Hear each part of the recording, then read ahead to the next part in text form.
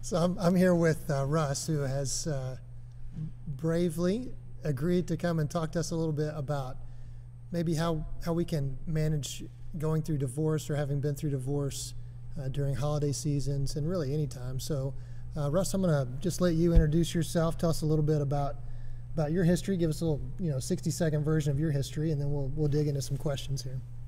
Sure. Well, I'm currently married to Susan. We've been married for 11 years. I have an insurance agency here in Noblesville. But previous to that, I was married to another lady, Linda. We were married for 20 years. A lot of that time was actually in the ministry. And she made a decision in 2008 to divorce me. It was not a mutual decision at all, but she made that decision, and so I went through a divorce with her in 2008, and that was certainly the most difficult time of my life. Yeah, divorce usually is. So do you remember your first holiday season after your divorce? What was that like? I do. It was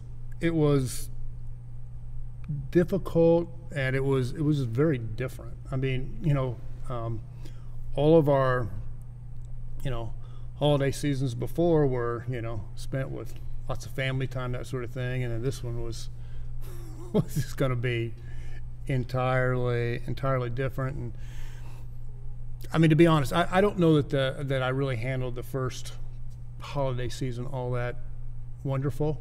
It was difficult just to get through it. I did. You have kids? I have 3 kids. They're now 29, 26, and 23. But at the time, they were, I'm trying to remember their exact age. I think they were like 16, 14, and 8. Yeah. Or 16, 14, and 10 rather.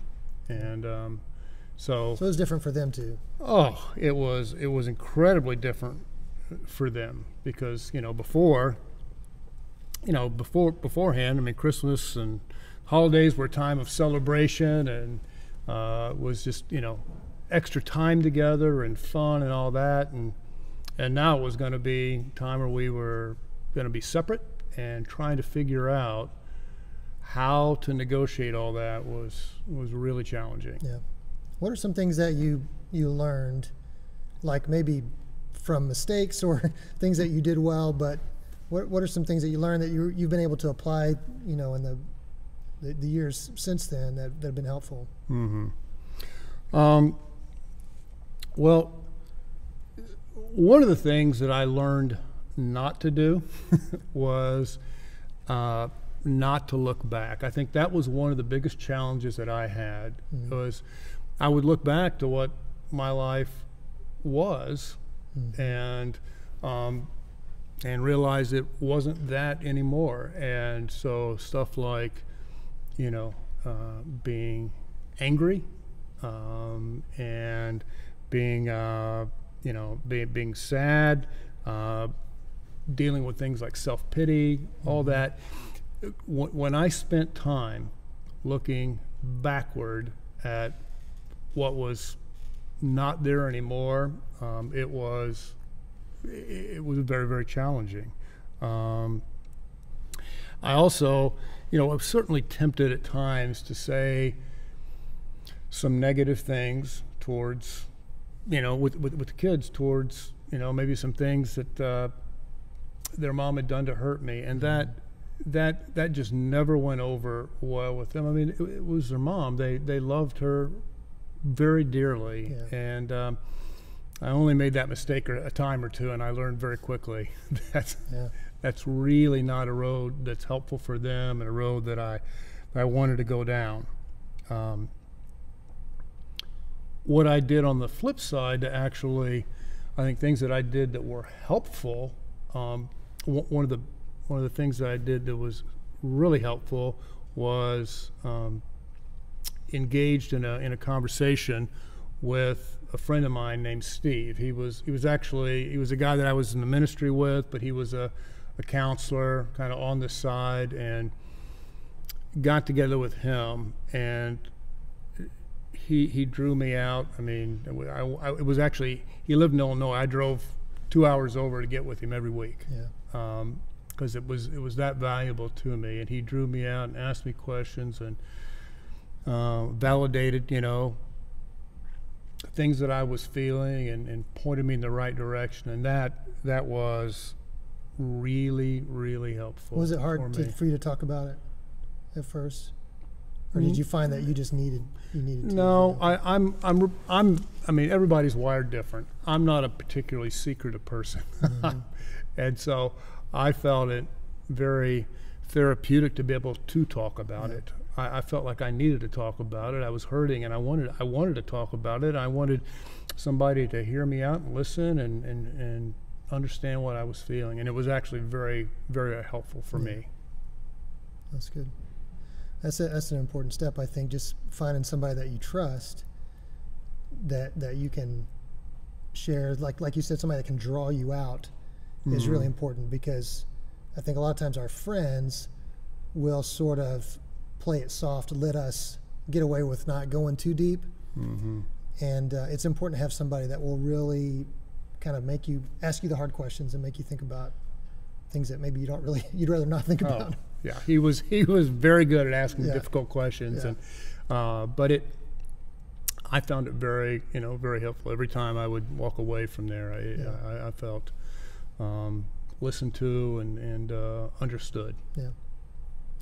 What role has your relationship with Jesus played in not just initially going through the divorce, but sort of how you've grown and processed that since then? I think my relationship with Jesus has been the most important thing in terms of handling it and growing through it and kind of coming through it on the other end.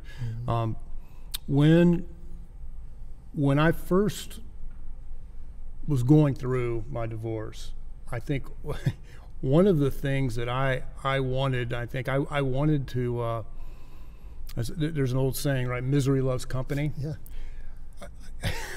I searched out every pathetic story in the Bible because I wanted somebody to relate to. Yeah. So I mean, I looked at, Joseph when his brothers threw him away. I looked at Job when his life, fell apart. I looked at Hosea when, his wife left him, and I mean, I would study those passages because I needed somebody. I needed to understand that somebody understood what I felt. You're not alone. That I wasn't alone. Yeah. And then the other thing that I spent a lot of time looking at during that time with Jesus was how deeply he actually loved me and cared for me. Mm-hmm. Because Linda, my first wife, I absolutely considered her my very best friend in the world. Yeah. And then she walked away. And I was devastated. And I always said before, and I felt like I had a deep relationship with God before, but it helped me to understand this one truth, that God's love for us is so deep that he will never, ever walk away from us. If anybody does any walking, it will be us that will walk away from him. He will not walk away from him. I spent a lot of time in the book of Isaiah, kind of chapters 40 and on. Yeah. Those chapters have a lot to say about God's depth of love for us. There was one particular verse, I think it's in Isaiah 49, where it talks about that it talks about a mother remembering the baby at her breast. And then it goes on to say, but she might forget that. And I thought, what mom would forget that? Yeah. But God's saying, there's a chance. But then he follows it up by saying to Israel, there is no chance I will forget you. Yeah. And I just, it really helped me to understand how deep God's love is for me, and which was something I needed very badly during that time. Sure. That's powerful.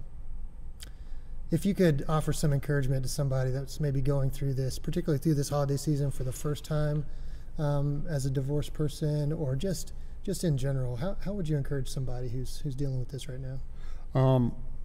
Well, what I guess what I would say, one is give yourself some patience and grace, because it takes a while to work through. I mean, I suppose some people work through it a little bit quicker than others, but for most of us, it takes quite a while to work through it. I remember there was a person that was close to me and told me, I mean, after a few months, they said, just get over it.